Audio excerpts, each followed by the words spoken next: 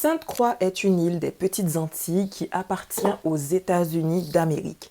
Elle a longtemps été colonisée par le Danemark qui a aussi colonisé Greenland, cette île dont Donald Trump veut s'emparer de gré ou de force. Et figurez-vous que le Danemark, comme tous les autres pays du continent européen, se sont abstenus par rapport au vote de la reconnaissance de la colonisation et de ses conséquences comme le plus grave crime contre l'humanité. Résolution qui avait été proposée par le Ghana qui se trouve aussi avoir été colonisé par le Danemark. Dans ce livre, qui revient sur la colonisation danoise, on apprend des choses très intéressantes, notamment sur les Français, parce que ce sont eux qui avaient vendu Sainte-Croix au Danemark.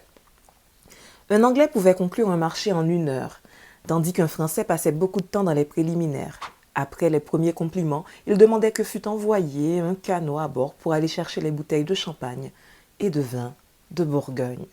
C'était plus avantageux d'exploiter les esclaves à outrance en les sous-alimentant, en les surchargeant de travail et en les remplaçant par des unités fraîches dès qu'ils étaient usés.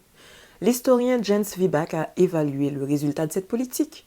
Les Antilles devenaient des fours crématoires engloutissant non seulement l'apport en pourcentage des naissances, mais brûlant à Sainte-Croix chaque année l'équivalent de 575 nouveaux esclaves importés.